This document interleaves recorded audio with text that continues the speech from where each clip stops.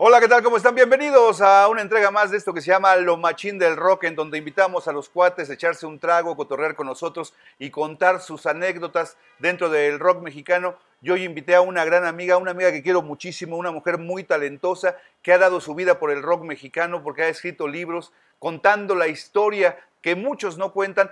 Músico, compositora, escritor, eres de todo. Y aparte de todo eso, es una mamá muy responsable. ¿Cómo estás, Además, Tere? mamá chambeadora. Un ¿Cómo gusto estás? tenerte aquí conmigo. Gracias por recibirme. Oye, Encantada. un gusto tenerte, platicar contigo. De repente la gente que gusta de la historia del rock en México busca libros y no hay muchos. Y cuando alguna vez me di cuenta que existía el libro Sirenas al Ataque, quedé sorprendido de cómo contabas la historia y cómo vas desde los inicios hasta nuestros días. Y eso no es fácil. Y eso lo hiciste tú con ese libro, Tere. Pues me tardé 10 años, imagínate. O sea, se ve muy fácil. Tú ves el libro, 400 y cacho de páginas y ver las fotos y todo. Pero cada foto tiene una historia. O sea, me tuve que ir con un fotógrafo a tomarle fotos a las fotos, imagínate. A la No, hemeroteca. no a las casas de las chavas, porque Ajá. imagínate un álbum que se te perdiera en el metro o en el taxi o lo que fuera, pues era una responsabilidad grandísima, ¿no? Entonces, lo que hice fue irme con un fotógrafo y entonces era reproducir las fotos. Y entonces ya nos dábamos bola el H y órale, hay que tomar esta foto, y entonces así pude hacer la colección, que es la que integra pues, gran parte del libro Sirenas al Ataque. Otras fotos sí se compraron a coleccionistas de fotografías. Es todo un rollo, ¿eh? Y luego la parte, digamos, de la investigación, pues me iba a la hemeroteca, me iba a la Biblioteca Nacional, las entrevistas. Yo creo que la parte que disfruté más era las entrevistas. Las pláticas, ¿no? La Las charla con la charlas, gente. ya sabes, el cafecito. Sí, que es donde sale todo el chisme, ¿no? Porque ya con el Claro. café o tomando algo, como que entras en confianza y te van contando El las cafecito cosas. está padre. No, y de hecho, fíjate que tan así me metí en las historias que de pronto pues te abren su corazón, te cuentan unas historias que no son publicables de pronto. Y entonces eso me inspiró para poder escribir después la novela que se llama Un blues en la penumbra, que la presentamos en 2018 en formato PDF y luego ya hicimos la versión impresa. Y es la vida de una rockera mexicana en la década de los 60 y los 70. Pero Que también está muy interesante. está inspirado justo en todas estas historias. Claro, algunas cosas son ficción, otras cosas sí son verdad, pero pues tampoco le iba a decir a fulana le pasó esto, ¿no? Que esa Entonces, es la parte del o sea, hay escritor, cosas ¿no? muy difíciles, ¿no? Ir contando las historias y a veces ponerle carnita, un poquito de tu cosecha para poder sacar algo interesante. Pero mira, lo padre de esa novela es el retrato de un momento histórico. Justo lo que estás viendo es todas las fuerzas que tenían que ver en ese momento donde la mujer empieza, o sea, la liberación femenina empezó, digamos, los 60, los 70, digo, antes, ¿no? Pero hubo un boom en la década de los 70, ¿no? Entonces, todo lo que le tocó vivir a Ámbar, la voz cristalina, que es el personaje principal, una mujer en la industria de la música en ese momento, pues acoso, violencia, en fin, una serie de cosas. Que sigue existiendo, ¿eh? Híjole, durísimas, ¿no? Entonces, era retratar todo, o sea, imagínate la matanza el jueves de Corpus, a Vándaro, conoce a María Sabina, conoce a Jim Morrison. Era una foto y había que contar esa historia. Entonces, y lo que me inspiró en realidad pues fue el cafecito con las chicas. Oye, vámonos un poquito más atrás. ¿Y de dónde eres originaria, Tere? Ciudad de México. De la Ciudad de México. Una mujer que creció en un ambiente difícil porque seguramente en la escuela pues eras de las niñas aplicadas y luego no son así que de las Mira, más yo queridas, era ¿no? de más bien era la chica que hacía gimnasia. Ah, ¿te gustaba la gimnasia? Yo hacía gimnasia artística. 10 años de mi vida, de los 9 a los 19, entrenaba todos los días. ¿En dónde entrenabas? Entrenaba en el Seguro Social, en Tlatelolco, porque yo viví en Tlatelolco en mi niñez. Después ya en la adolescencia nos cambiamos a Linda Vista, en el norte. Entonces ahí estuve en Linda Vista y luego ya de grande pues ya me cambié a varias colonias, ¿no? Acá ahora vivo en la Piedad Narvarte, pero pues anduve ahí como cambiándome de casa varias veces. Pero bueno, el chiste es que empiezo en la gimnasia porque para una niña de 9 años, aunque empiezo con clases de piano a esa edad, tenía una amiguita que tenía un piano en su casa. Entonces, cuando descubro el piano, digo, ¿qué es esto? ¿No? Entonces, el sonido del piano era maravilloso, ¿no? Y dice, pero nunca tuve piano, entonces no me volví pianista. Bueno, no me volví obvio pianista. no era barato tener un piano en tu casa, ¿no? Pues no. Y además, bueno, tenía un órgano que sí me compraron, pero pues no era lo mismo. Y en ese momento era más chido volar por los aires y hacer marometas que estar ahí con el Hanon y el Beyer, que eran los métodos tiqui, tiqui, tiqui, tiqui, tiqui, tiqui. Entonces, no, o sea, una Y niña necesitaba seguramente volar. viste a Nadia Comaneci. Ah, claro, en 77 la fui a Ajá. ver ahí en el auditorio. Sí, pues era la época que todo el mundo queríamos ser Nadia, ¿no? Ajá. Entonces, pues yo también. Y todo no el me mundo quería sentía. andar en la gimnasia, o sea, Sí. Todo el mundo queremos andar haciendo marometas. Pero yo sí lo disfruté, o sea, 10 años de mi vida fueron así, cuerpo y alma entregados. ¿quisiste dedicarte profesionalmente a la gimnasia? Mira, una de las broncas, o sea, de hecho me dedico a la música porque justo a los 19 me lastimó un tobillo. Entonces un doctor me dice, pues para que se te aliviane el asunto hay que operarte, pero ya no vas a poder caminar bien a los 40. Entonces la Tere de 19, muy lúcida, y se lo agradezco, dijo, no, pues cómo voy a andar con bastón a los 40, ¿no? Pues No, es que, o sea, está imagínate. cañón, ¿no? Sí, claro. Y entonces, con todo el dolor de su corazón, dijo, no, ya.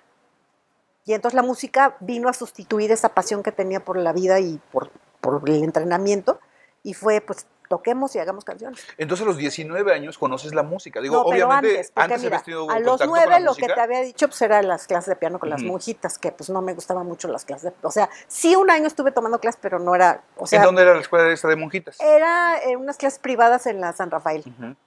Después empiezo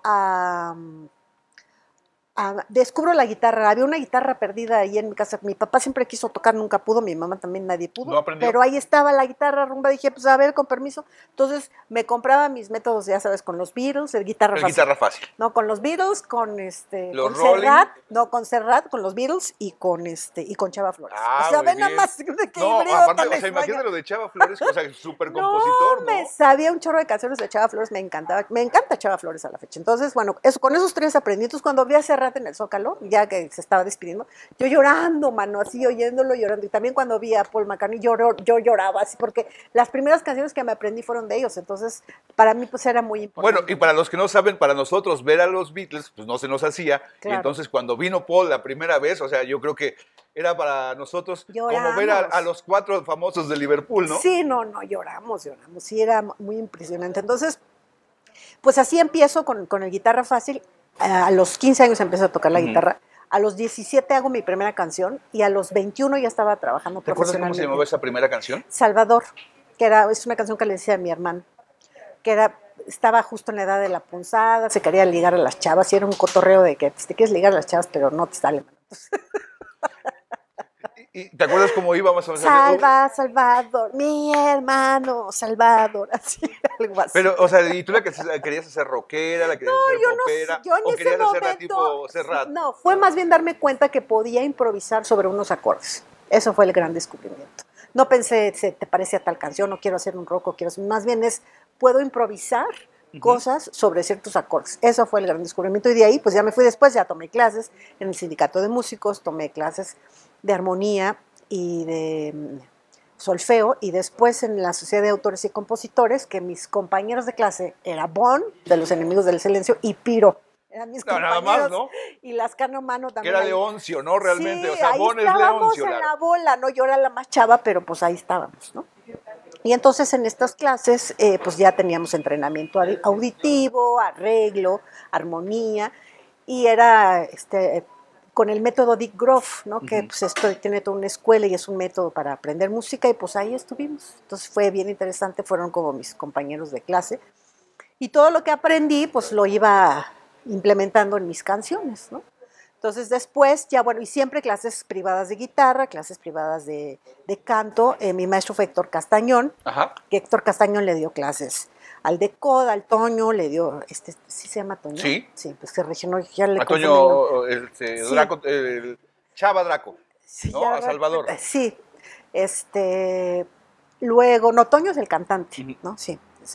Entonces, no, Chava es el cantante, Salvador es el cantante y Toño es el Perdón, guitarra. al revés, yo me había confundido. Perdón, discúlpenme ustedes, compañeros de Coda. Bueno, y también estaba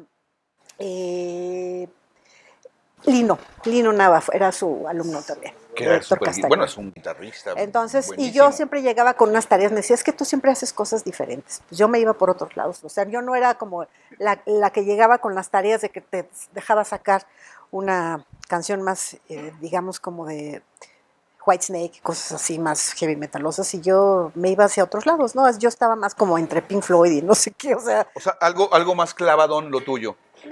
como diferente, ¿no? Diferente a lo que sus alumnos llegaron, que eran más como de la escuela de heavy metal, y yo pues me iba hacia otros lados. Bueno, el blues ahí lo traía cruzado, entonces siempre exploraba como otros caminos y así. Entonces eso fue el aprendizaje y pues haciendo canciones y estando con bandas y aprendes. Porque aprendes. Pero además aprendes ensamblando, o sea, ¿cuál es tu mayor aprendizaje en un estudio? Pues echando a perder se aprende, ¿no? Claro. Tienes que hacer el primer disco, el segundo, el tercero, para que el cuarto ya te salga más o menos, ¿no? Entonces, va sobre la marcha. ¿En qué banda estuviste? Para la gente que no sabe. No, estuve en muchas bandas. Por ejemplo, estuve en Follaje, en 89. Pero antes estuve en otra banda que se llamaba Enteneos del Enjambre, donde estaba Demex de Trolebús y estaba El Pato de Maldita. Entonces, con ellos, ¿no? Así éramos la generación. Es que era una generación muy Y especial, así ¿no? empezamos O sea, ahí tocando y nos juntábamos en casa de Blue, que fue el saxofonista de mi banda muchos años y también estuvo con Rastrillos. Y en su casa era el reventón y ahí nos juntábamos a guitarrear y a conocer. Luego imagínate, en la casa de Rodrigo de Oyarzábal, programador en Radio Educación muchos años.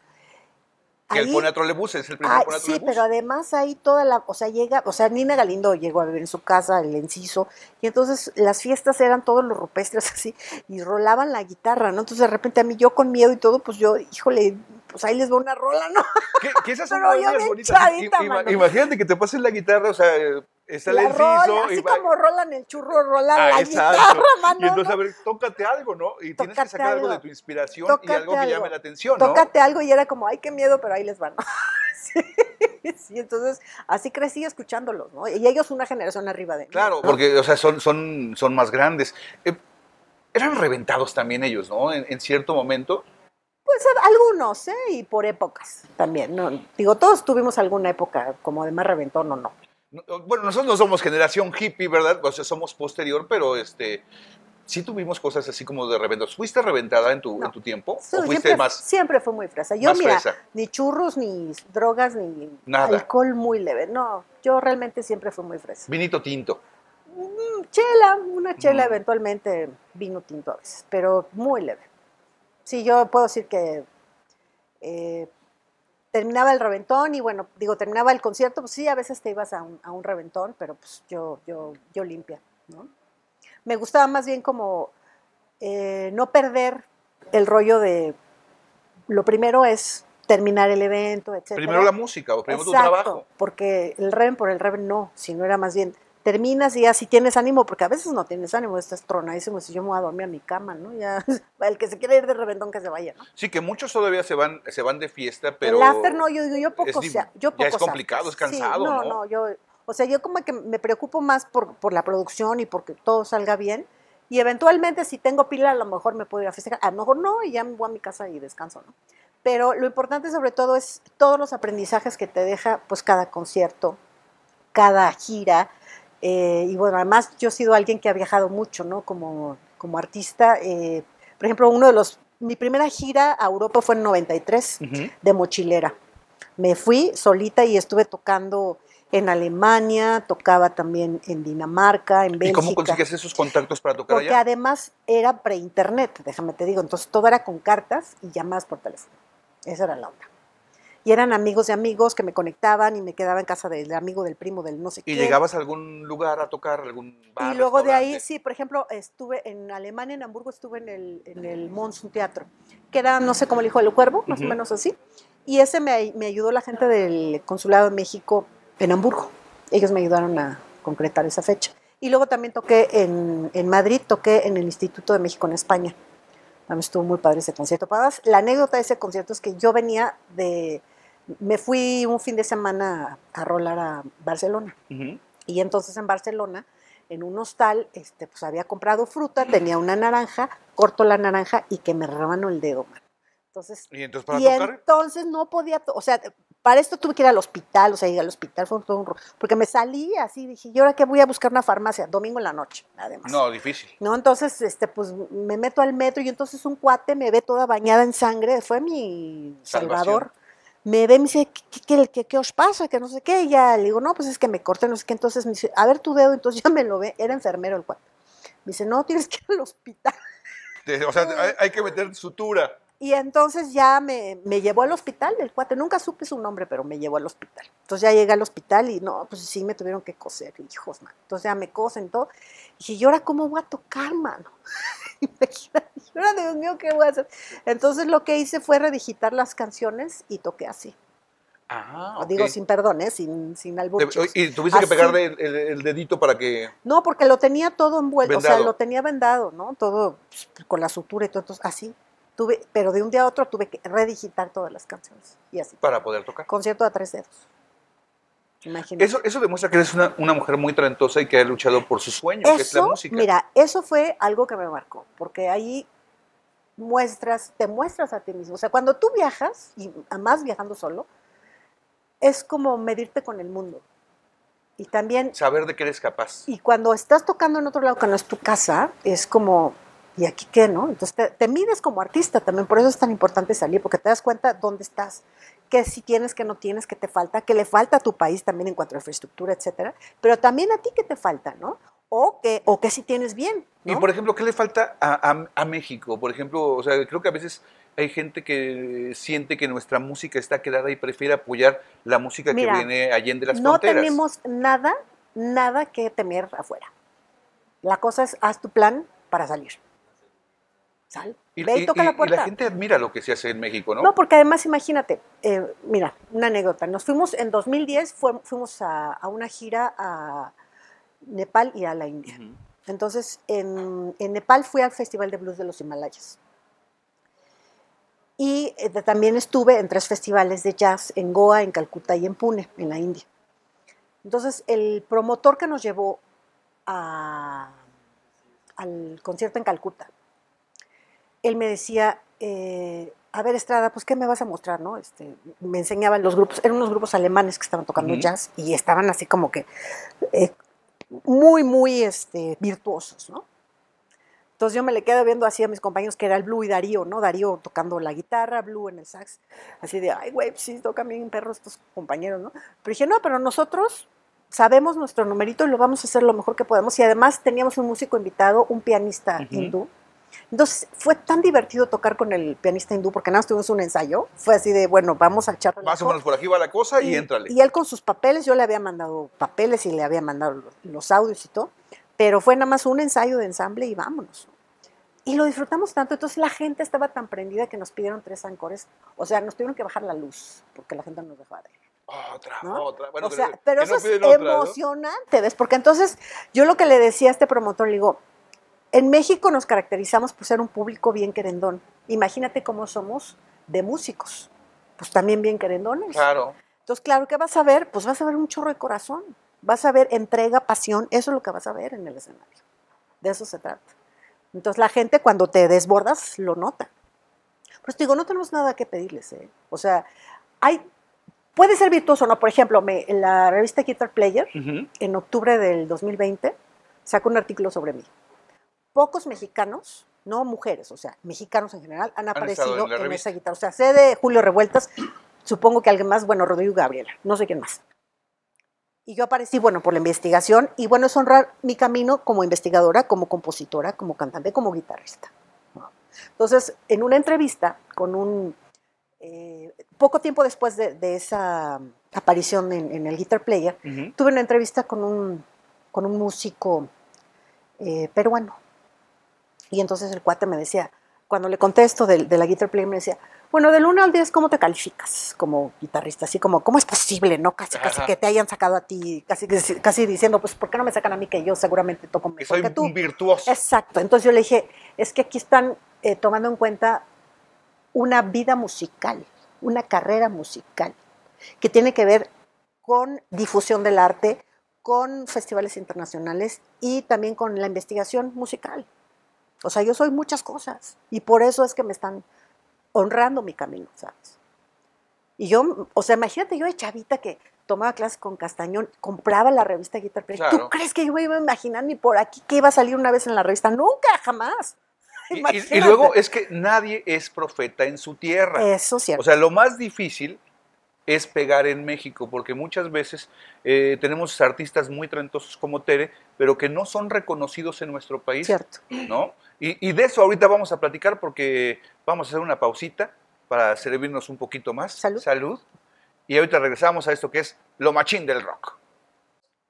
Y ya estamos de regreso en lo machín del rock para seguir platicando con Tere Estrada. Y le decía yo de que nadie es profeta en su tierra y eso es lo más difícil pegar en nuestro país porque a veces somos muy malinchistas, ya que queremos escuchar lo que viene de otros lugares y nuestra música la hacemos a un lado. Digo, simplemente no existe una estación de música vernácula, ¿no? Por ejemplo. Le decimos regional mexicano y ponemos a grupos que vienen de Chicago, o sea, cualquier otro lugar, menos de lo que se hace aquí. Hay gente que con mariachi lo hace muy bien, hay gente que en la cumbia lo hace muy bien. En el rock hay gente como tú que ha dedicado su vida a la música y no son tan valorados. ¿Qué piensas de eso, Ted? Fíjate que sí, es difícil, no somos profetas en nuestra tierra, pero yo me quedo más bien con el gusto y con el amor y con la pasión por lo que hago, ¿no? Cada disco es un nuevo reto, ahorita estoy haciendo el 9º disco ya, y pues me emociona, siempre no dejo de emocionarme por una canción nueva, por una nueva gira, por hacer un nuevo disco. Lo importante es que siempre tengas esa chispa, más allá de si eres famoso o no eres famoso, si tienes 5,000 seguidores. O sea, más allá de eso es, a lo mejor mis 100 fans, pero conecto muy bien con ellos. Son fieles. Pero, de hecho, fíjate que desde que empecé la primera campaña de recaudación de fondos en mi vida, que fue en 2018, cuando hice mi disco de Un blues en la penumbra, ahí 70 fans cofinanciaron. Después hice la novela impresa de Un blues en la penumbra, 35 fans cofinanciaron. Ahorita estamos, digamos, como una campaña de recaudación de fondos para el 9º disco, que no está en ninguna plataforma, sino yo les escribo directamente a los fans que veo que son los que más participan conmigo, y les digo, oye, pues estoy haciendo esta campaña y les ofrezco pues diferentes opciones de discos o de paquetes, y ellos ya me dicen, no, pues quiero tal o que tal, o a veces me dicen, no, yo te coopero con una lana, así, no quieren nada de, bueno, obviamente el disco cuando aparezca, claro. y me dan, no sé, 1,000 pesos, 2,000 pesos, así, porque sí. Que eso es lo verdaderamente indie, porque hoy le llaman música indie a la música independiente, pero esto sí es ser independiente, ¿no? Porque tú estás trabajando para crear tu música, para crear tu arte. No, y además ahí ves el cariño de los fans, ¿no? Que te apoyan, que están contigo, que te dicen, órale, mi Tere, sí, o véndeme tal producto o tal cosa, ¿no? Quiero tal disco, quiero tal libro, órale, ¿no? Entonces, ese cariño, pues no hay manera de pagarlo, ¿no? Yo le tengo mucho agradecimiento a toda la gente que me ha apoyado en los diferentes proyectos, ¿no? Además, ¿qué es la fama? ¿Qué es ser exitoso? O sea, es exitoso muy subjetivo, según ¿no? quién, sí, Claro. porque, mira, todo es tan efímero, o sea, nos volvemos como artistas desechables. En esta época del streaming, todo es así como que hoy te puedes volver viral y mañana ya quién sabe, ¿no? Incluso el amor también se vuelve como todas las citas en las apps y eso todo es como muy efímero.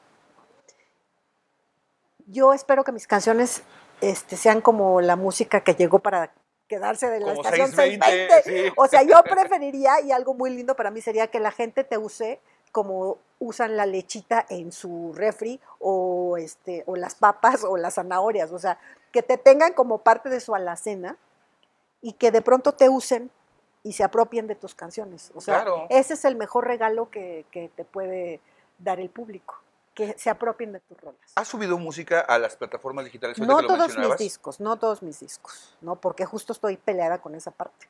Entonces, algunos discos como Un blues en la penumbra, no está todo, está en la mitad del disco. Está el disco en vivo. Entonces, esos son algunos de los que puedes encontrar, pero lo que yo hago es que me escriben directamente a mí los fans sirenasalataque@yahoo.com.mx y ahí les vendo los discos y ya digamos, en MP3 y les mando un link para que las descarguen. Eso es lo Eso mejor, es lo que ¿no? hago, la verdad, eso es lo que hago, porque imagínense que por cada 1,000 reproducciones Spotify te da 50 pesos, no es ni lo que cuesta un disco. No. Y hacer un disco, o sea, imagínense un lockout, digamos, estar encerrado en un estudio, no sé, 8 horas, 10 horas, digo, al menos te cuesta 3,500 pesos al menos. Bueno, y estás O sea, hablando barato. Por eso dije al menos. Entonces, imagínense, eso pues a lo mejor te alcanza para hacer 3, 4 canciones. Y eso nada más grabar, y luego la mezcla, y luego la masterización, y luego el estudio de fotos para tu disco, y luego el arte, pues imagínense cuánto cuesta hacer un disco, Claro. ¿no? Entonces, terminas invirtiendo una lana muy grande y además el videoclip, ¿no? O sea, Que también se da una inviertes lana. una mega lana que no se ve en las ventas. Se ve, digamos, en los conciertos, en un concierto bien pagado igual recuperas, ¿no? Pero, En las pero la plataformas, ¿no? música no. En la música, en la venta de la música no. Entonces, eso es lo doloroso ahora, ¿no? Digo, para los fans chido, pero para el artista no. Claro. Y también vamos a hablar de este libro, que es una joya.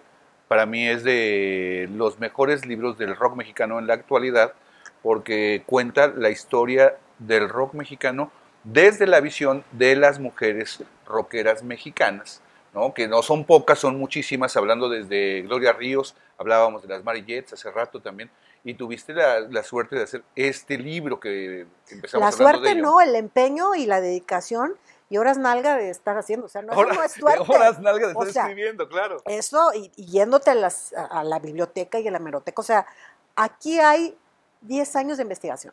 Yo empecé, o sea, justo yo me titulo en 92 como socióloga en la Facultad de Ciencias Políticas y Sociales de la UNAM. Y mi tesis se llama Lenguaje e Identidad en el Rock Mexicano de 1985 a 1990. La puedes consultar en la Facultad de Ciencias Políticas y Sociales de la UNAM. Y entonces, el día de mi examen profesional, digo que mi siguiente trabajo de investigación va a ser algo sobre mujeres rockeras en México. Pero si alguien en ese momento me hubiera dicho, te vas a tardar 10 años, yo hubiera dicho, ay, ¿cómo crees? ¿No? Va a ser rápido. No, hombre, me tardé 10 años. Porque además, la gente lo que no ve son todos los nos a los que te enfrentas en el camino. Entonces, cuando hago la investigación, me voy con mi libro. Entonces fui a varias editoriales, no sabes, ahí, o sea, todo eso viene en mis memorias que estoy escribiendo ahora, en Y un te libro querían robar, que ¿no? se llama, no, espérate, un libro que se va a llamar 30-30, que son 30 anécdotas en 30 años de historia. Entonces viene toda la historia tras bambalinas de Sirenas del Ataque, donde justo ahí el rollo es, me decían, oye, pero no hay una rockera que se haya matado en Pazón, así como Janis Joplin. Ajá. Dije, a ver, espérame, o sea, historias negras todos tenemos, pero yo no soy, digamos, una periodista del espectáculo morboso, o sea, no te voy a ir a contar ahí con quién se acostó y el tamaño del brasier, o sea, no te voy a contar eso. Yo lo que te voy a contar son estas historias de lucha y resistencia de las mujeres y cómo le hicieron para concretar sus discos y cómo los difundieron y cómo se fueron a elegir, etcétera, ¿no? Estos logros de las mujeres te lo voy a contar. Pero a mí qué me importa esa otra parte íntima, ¿no? Entonces, Claro. pero justo esa otra parte, pues es, digamos, es un periodismo como Amarillista. que amarillista, esa es la palabra exactamente. Entonces a mí no me interesaba eso. Entonces serle fiel al proyecto implicó que tuviera una gran, infinita paciencia para saber cuándo era el mejor momento para que saliera el libro. Entonces la primera edición sale en 2001 por el Instituto Mexicano de la Juventud. Pero imagínate. Lo que es el INJUVE. Exacto, pero habían pasado 10 años, ¿ves? Entre que dije voy a hacer la investigación y entre que salió el libro. Y luego la siguiente edición, que es esta con Editorial Océano, que esta la pueden comprar directamente conmigo, escríbanme a Sirenas al Ataque, @yahoo.com.mx. Este libro salió con Editorial Océano y tiene 427 páginas.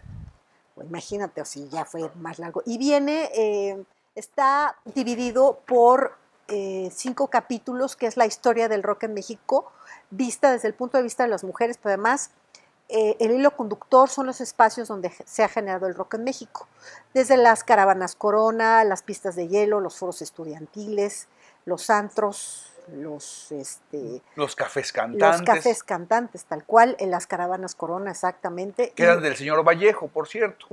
Y de después, pues ya los hoyos funkis, ¿no? Rocotitlán, el Look y demás cosas ya en los 90. Y después, pues ya los festivales, pero eso ya mucho después, ¿no? Entonces son todas estas historias de lucha donde las mujeres les das voz y les dices, a ver, cuéntame tu historia, cómo la viviste. Pero una historia como esta es importante, no lo que te querían sacar de amarillismo, ¿no? No, por eso, entonces yo les dije, no, y además querían la historia de Gloria Trevi, la historia... Dije, porque además ya sabrás, Gloria Trevi en ese momento, que toda la bronca que tuvo, que la metieron al bote, etcétera. Entonces yo dije, mira, yo no soy la persona adecuada para contarte eso, contrátate a alguien que te escriba la historia de Gloria Trevi. Yo te voy a contar otra historia de otras mujeres que son producto de sus propias luchas, ¿no? que se han autoproducido de alguna manera, ¿no? La mayoría, ¿no? Aquí, ¿qué mujeres, o sea, por ejemplo, qué historia de ¿Qué agrupación te llamó más la atención, por ejemplo? No, todas son unas historias muy interesantes, pero por ejemplo, las Mary Jets, que es el primer grupo de mujeres tocando instrumentos eléctricos, también no eran profetas en su tierra y entonces un manager gringo las ve en la frontera, estuvieron tocando en estos estados del norte. Entonces alguien las ve y dice, no, con estas mexicanitas voy a Me hacer voy a mi hacer business. lana. Y entonces se iban de gira a Estados Unidos y ya nada más regresaban a México pues para las fechas de Año Nuevo y cosas así. Y entonces las anunciaban en Estados Unidos como The Mexican Señoritas. Entonces me encontré con periódicos de Nevada, hablando de ellas, de Las Vegas, ¿no? Ah, las Mary Jets. Son cosas que no sabes, ¿no? Entonces, pues ahí, y además, fíjate, una de las Mary Jets, que es María Antonieta Lozano, que era la pianista, ella después funda la Escuela del CIEM, que es una escuela muy importante donde han salido decenas de generaciones de músicos. Y entonces una rock and roller que además Y ahí ella, te das cuenta que está haciendo algo en pro del rock mexicano. pero además ella nunca, como que su pasado rockero le pesaba y era como, no, prefería hablar de música clásica y de otras cosas, ¿no? Incluso en su biografía nunca ponía que era de las Mary Jets, ¿no? Pero fue una pieza bien importante y es una, o sea, en la historia del rock en México eso tiene muchas cosas interesantes, ¿no? O sea, como una mujer funda una escuela y entonces ella con sus conocimientos es maestra de varias generaciones. Y eso es lo que va trayendo el rock and roll a nuestros días, ¿no? Claro, claro. De Gloria Ríos también platicas, bueno, la historia, ¿no? con Río, fíjate que en la primera edición del libro de Sirenas al Ataque no había podido entrevistar a Regina, que es la hija de Gloria Ríos, y en esta segunda edición sí la pude entrevistar y fue muy lindo poderla conocer y que me contara toda la historia, ¿no? Entonces, una anécdota es que en el momento que la conozco estoy tan nerviosa que en lugar de decirle buenas tardes y no sé qué, yo casi lo primero que saco es la grabadora y le digo, cuéntamelo todo en lugar de buenas tardes. A ver, ¿qué vas a contar? No, y yo así más bien toda ya sacando casi como si fuera una pistola sacando la grabadora. A ver, cuéntamelo todo. Entonces, conocer su historia, pues ya pude como nivelar y contextualizar muy bien la historia de Gloria Ríos, ¿no? Que finalmente es la primera persona que graba un disco de rock cantado, no nada más la primera mujer, la primera persona, porque antes, bueno, Pablo Beltrán Ruiz había hecho la grabación de Mexican Rock and Roll instrumental. Entonces, graba esto bien importante, que eran además canción original, o sea, Pablo Beltrán Ruiz, pero además, no, la mecedora es la original de Mario Patrón. Entonces, esos que decían que no, que siempre eran covers, no, siempre hubo canciones originales, pero eran el lado B y nadie pelaba el lado B, ¿no? Pero siempre hubo canciones originales. Sí, porque el relojito, bueno, es la de Al compás del reloj, pero la versión que hizo Gloria Ríos. No, Al compás del reloj, el relojito, esa es la versión de Rock Around the Clock. Ajá. Pero la mecedora es una canción original. Porque hace cuenta, yo estaba con Julia Palacios escuchando, le decía, güey, de esta ¿qué versión es de algo? Pues no era versión de nada, era original. Y que no la Julia le sabe, No, pues las dos ahí. Muchísimo. Oye, pues no sé cuál será, y le dábamos, no, pues hasta que después ya investigamos bien y era original. Y dije, pues claro, por eso no le dábamos. Yo igualado la Julia. Julia Palacios, mis respetos, ¿no? Además ella hace el prólogo del libro de Sirenas. Y que de hecho es una mujer que sabe muchísimo de música. Y de hecho ella hizo una tesis de doctorado sobre el rock and roll de los 60 en México. Súper interesante. Oye, ¿y qué estás haciendo actualmente? O sea, estás ayudando a dar voz a las mujeres que son maltratadas hoy en día, ¿no? Que hay mucha violencia. Mira, y tú estás trabajando en eso. Este año, en 2022, hicimos la 6ª edición del Sirenas Fest Rockeras contra la Violencia, que es un festival que nació en 2008 y bueno, algunos años que ya anduve de gira pues no podíamos realizarlo, y luego se nos cruzó la pandemia, entonces bueno, ha sido como 3 años perdidos. Complicado volverlo a retomar, pero lo interesante es que damos charlas, talleres, conciertos y proyecciones de documental para fomentar la autoestima y empoderar a las mujeres a través del arte. Entonces, en la parte de tú como mujer, ¿qué puedes hacer para utilizar tu voz para defenderte, para decir ya basta, para poner límites? Entonces, todo eso lo enseñamos en los talleres. Una derivación del Sirenas Fest son las caravanas Sirenas al Ataque, que eso lo hacemos en las escuelas. Entonces ¿Qué tenemos... llevas a las escuelas? Las escuelas es lo mismo, pero el Sirenas Fest es, digamos, como algunos talleres, un par de conciertos y ya, pero las caravanas son un recorrido por diferentes preparatorias y universidades públicas en 4 estados donde hay mayor índice de violencia hacia las mujeres. ¿Cuáles son esos estados? Chihuahua, Estado de México, Ciudad de México y Morelos. Eso, bueno, en 2015, igual puede haber cambiado, puede variar. pero el asunto es trabajar con las chavas en la prepa, pero no nada más es trabajar con las chavas, también trabajar con las mamás de las chavas. Sí, porque todo viene de casa. Entonces hay que hacer como los 2 puentes, ¿no? ¿Sabes? La mamá que aguas, que ve los focos rojos y aprender a dónde pedir ayuda, cuándo pedir ayuda y eso. Y luego la otra parte de las chavitas también de que abusadas cuando sientes que algo no está bien, pues dilo y busca ayuda, ¿no? No te esperes a que se ponga más gruesa la cosa. Sí, ¿no? o sea, porque muchas veces también ellas no dicen nada, se quedan calladas y entonces tienen que ver este semáforo, ¿no? Como sí, en aprende rojo. a distinguir los semáforos. Cuando dices algo no está bien, hazle caso a tu instinto porque algo no Ya está pasando. desde que te dicen, no, es que no puedes hacer tal cosa, Exacto. ya tienes que estar poniendo atención Exacto. en que hay problemas. Exacto. Entonces, bueno, a través de estos talleres, charlas y conciertos, pues es un poco como hacer una conciencia de qué necesito para estar bien. La fuente de placer y la fuente de amor soy yo, no tienes que buscarla en el otro, no tienes que esperar, o sea, nos han enseñado por generaciones de que las mujeres necesitan un hombre para sentirse respaldadas, ¿no? Y pues ya hemos comprobado a lo largo de la historia No se que muchas necesita. mujeres solas pueden resolver y hacer cosas increíbles, ¿no? Entonces, Es más la fácil fuerza eres que tú. los hombres necesitemos de las mujeres que las mujeres de nosotros. Claro, claro. O sea, Pero es los la chavos realidad. también tienen que aprender a ser autosuficientes de, pues, cocinarse, plancharse, barrer, Claro, en o sea, fin. echar la mano, o sea, Exacto, es pareja, son dos. exacto. Entonces, si viven en pareja, pues traten de Porque una ayudarse, chava ¿no? también puede cambiar, digamos, una llanta, Un ¿no? foco. Exacto. Pero también un chavo puede cambiar pañales, ¿no? Y puede dar la mamila, ¿no? O sea, hay que intercambiar los roles y apoyarse, exacto, hacer equipo, como dices. Que de hecho, o sea, me doy cuenta que eres una mujer muy completa, una mujer que ha luchado por sus sueños, por su música y por todo lo que hace. No Es muy tenía la suerte importante. de conocer esa parte de Es ti. muy importante para mí. Mira, yo no me siento como una artista de alfombra roja. Ujú. Yo soy una artista que convive con la comunidad. He tocado más en escuelas que en antros. Me gusta más ir a las escuelas porque en las escuelas podemos reflexionar, Y le ponen pensar. atención. Sí, porque no estás en el reven con la música a todo volumen, sino más bien estamos escuchando, reflexionando, pensando. O sea, presento el libro, ¿no? Entonces, cuando les platico en estas historias es no nada más conozcan la historia del rock en México a través de la voz de las mujeres, sino también es, si estas mujeres pudieron en circunstancias tan complicadas, Ujú. tú también puedes. Claro. Pelea por tu sueño. Es hoy. Es mi amiga Tere Estrada y la tuvimos aquí en Lo Machín del Rock. Gracias, Tere. Gracias.